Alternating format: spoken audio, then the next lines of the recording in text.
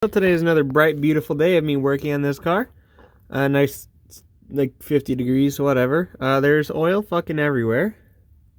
We even have starting a small puddle on the ground, but it's pretty small.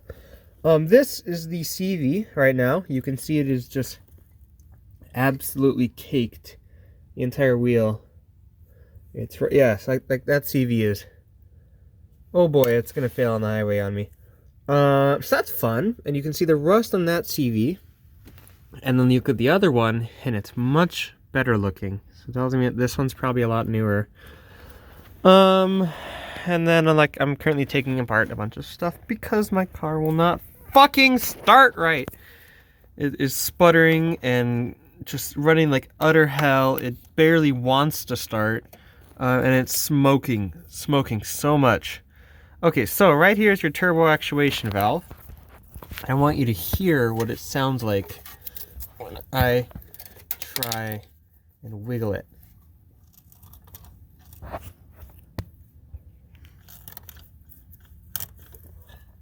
So I can go to the top just fine. It's all the way at top extension. Feels good. You can see that is almost about how much it's supposed to move. So that would be turbo wide open. That's overboost condition. And then if I move it down to where it regulates turbo, listen. Hear that? That's why this has intermittent issues with the turbo. It's crunchy. So something is very wrong. Well, not very wrong, because it is still freely moving. That's again why it's kind of somewhat regulating boost. It just can't do it well. Or what could be happening, what is I'm actually thinking, it doesn't feel like the turbo is the one that's crunchy. It feels like that valve right there is crunchy. So and you hear that noise? I think that this valve here, this actuator, I think this is dead or punctured or something. And the valve on the turbo, the vanes feel okay. Like I have to remove this valve here to make sure. But I think the issue might be that turbo actuator is just full of rust or something on the inside. And it's just not actuating properly, which means the turbo can't properly, spool up and down. It can spool all the way up, but it can't spool down because the actuator isn't telling it to. And there's still oil all over all the fucking turbo components, and it's just kind of saturated in oil. Not good. Not good. And belts are cracked, but that's fine. That's just an accessory belt. It means another fucking thing I gotta go spend money on soon, though, which I genuinely don't have. I have absolutely zero money. I've got whatever change is sitting inside the car, and that is all the money I have to my name right now.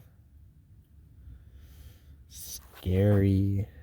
There's also a pretty heavy exhaust leak from somewhere. I'm thinking maybe this flex pipe, but I don't really know, because I can smell it smoking, and when it was smoking this morning, I was looking in the engine bay as it was barely running, and there's just smoke pouring out of the engine bay, which tells me that there's an exhaust leak somewhere over here.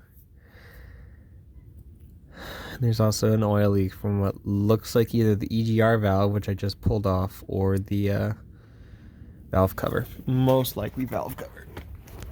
Speaking of EGR, here's EGR. I pulled it out. It was absolutely full of crud. That's definitely at least part of our overboost problem, is it could not breathe. Not at all, but oh my god, it was hindered. You can see there's still a bunch more shit on there. So that is very much not good, and let's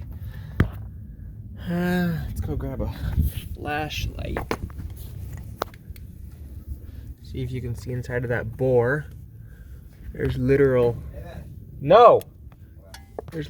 chunks sitting inside of there right now. It's hard to see, but there's chunks inside of that bore from where I pulled it out. So I can't start this engine now until I get those out, which means probably, and I'm going to kill myself because I I'm gonna fucking hate doing this, but this whole intake manifold is gonna have to come off. Oh, fuck me.